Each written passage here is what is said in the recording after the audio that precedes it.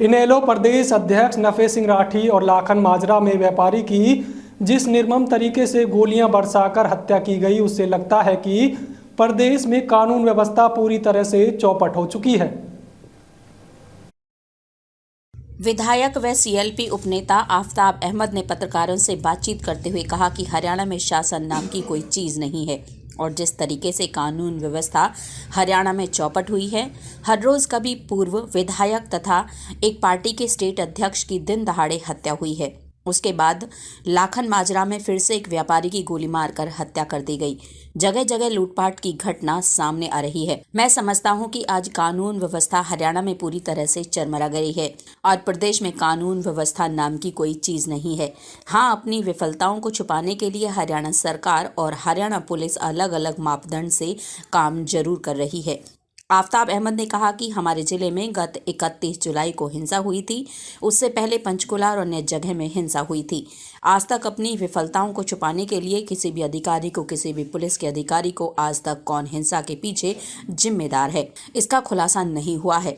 हमने विधानसभा में भी इस बात को मजबूती से उठाया। ये कानून का फेलियर है, इसलिए हम न्यायिक जांच की मांग कर रहे थे। उन्होंने कहा कि जो दोषी है, जिसकी वजह से इस इलाके को हिंसा का दंश झेलना पड़ा, यह बदनामी झेलनी पड़ी, यहाँ दंगा हुआ, इलाका बदनाम हुआ, उसका कारण तो बताया जाए कि किस लिए ये हुआ है। सोशल मीडिया पर पूरी तरह से चैलेंजबाजी हुई थी। विधायक आफ्ताब अहमद ने कहा कि प्रदेश सरकार के सामने विधानसभा में हमने मजबूती से बात उठाई। नूह हिंसा मामले में कसूरवार को जरूर पकड़ें, लेकिन निर्दोषों को अंदर नहीं डाला जाना चाहिए। आफ्ताब अहमद बोले कि नूह के 3 और नगीना थाने के एक मुकदमे में यूएपीए की धारा जोड़ दी गई, जिसमें फिरोजपुर छिरका के विधायक मामन खान इंजीनियर भी शामिल है। जिन धाराओं को उग्रवादी और आतंकवादियों के लिए लगाया जाता है, ऐसी धारा जोड़ी जाती है। गुरुग्राम में मस्जिद में गोली मारी गई, आग लगाई गई, इमाम की हत्या की गई, उसके लिए भी यूएपीए नहीं लगाया गया। राजनीतिक फायदा लेने के लिए इस तरह की कार्यवाही भारतीय जनता पार्टी करती है। हमारे इलाके में एक विशेष जाति के लोग बसते हैं, इसलिए ये कार्यवाही की गई। हरियाणा सरकार इस मामले में पूरी तरह से फेल रही। इसके अलावा विधानसभा में नहरों में आने वाले गंदे पानी का मामला उठाया था, जिसके बाद सरकार ने कहा कि उचित कदम उठाए जाएंगे। इसी तरीके से मेवात कैनाल के बारे में भी सरकार से सवाल किया गया। 2 बार शिलान्यास मेवात कैनाल का कर दिया गया, लेकिन उसकी आज तक कोई शुरुआत नहीं हुई। सिर्फ राजनीतिक फायदा उठाने के लिए ऐसा भाजपा कर रही है। चाहे खेल स्टेडियम की बात हो, शहर में जल भराव की बात हो, सफाई व्यवस्था की बात हो, चाहे दिल्ली अलवर 4 लेन की बात हो, इन सभी बातों को मजबूती से उठाया गया था। उन्होंने कहा कि अगर 4 लेन भी समय रहते नहीं हो सकती तो कम से कम मरम्मत तो कराई जाए। जयसिंहपुर तथा मरोड़ा में दिल्ली मुंबई एक्सप्रेस वे पर कट दिया जाए। शिक्षा व्यवस्था पर भी मामला मजबूती से उठाया गया।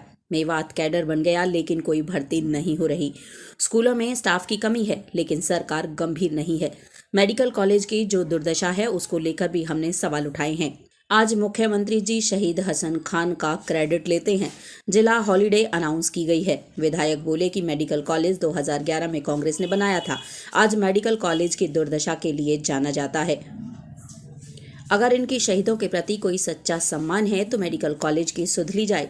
मेडिकल कॉलेज को बर्बाद होने से सरकार बचाए। मुख्यमंत्री कुछ दिन पहले कॉलेज में तो गए, निरीक्षण करने और मरीजों से मिलने नहीं गए। भारतीय जनता पार्टी की मीटिंग करने के लिए उस परिसर में मुख्यमंत्री जरूर गए थे। उन्होंने कहा कि भाजपा का मकसद राजनीतिक लाभ लेना है, इसलिए लोगों को बहकाने के लिए राजा हसन खान का बलिदान दिवस बड़कली चौक पर मनाने की बात की जा रही है। ये नाकाम सरकार है।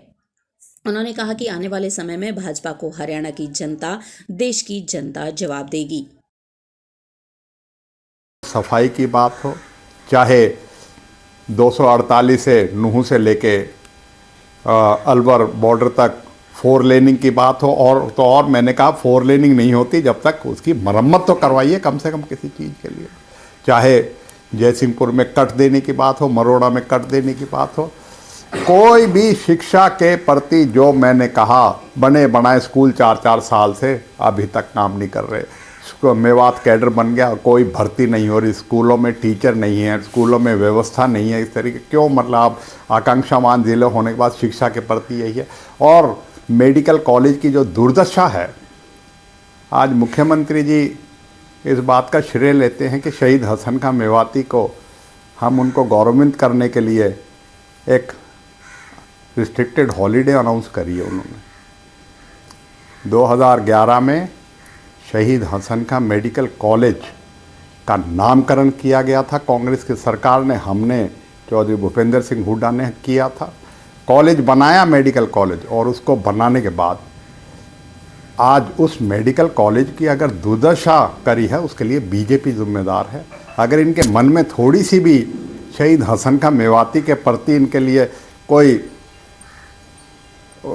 लिए सम्मान होता, कोई उनके उसके शहादत के प्रति इनका कोई अगर सम्मान होता, तो मैं समझता हूँ इस मेडिकल कॉलेज को बर्बाद नहीं होने देते। इसके लिए करने के लिए, और मुख्यमंत्री कॉलेज में जाते हैं लेकिन कॉलेज में निरीक्षण करने नहीं जाते, ना मरीजों से मिलने जाते, ना व्यवस्था देखने, बीजेपी की मीटिंग करने के लिए उस परिसर में जरूर जाते हैं। तो ये दिखाती है किस तरीके का, अब क्योंकि राजनीतिक लाभ लेना है, लोकसभा चुनाव आ गया तो किसी तरह लोगों को जो है बकाने का काम करे, लोगों के बरगलाने का काम करे।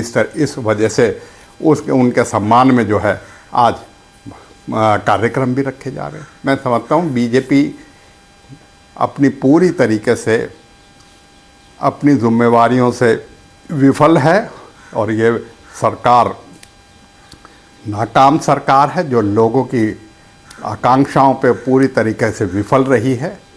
और इसी कारण ये बीजेपी सरकार को अब आने वाले समय में हरियाणा की जनता, देश की जनता जो है जवाब देगी।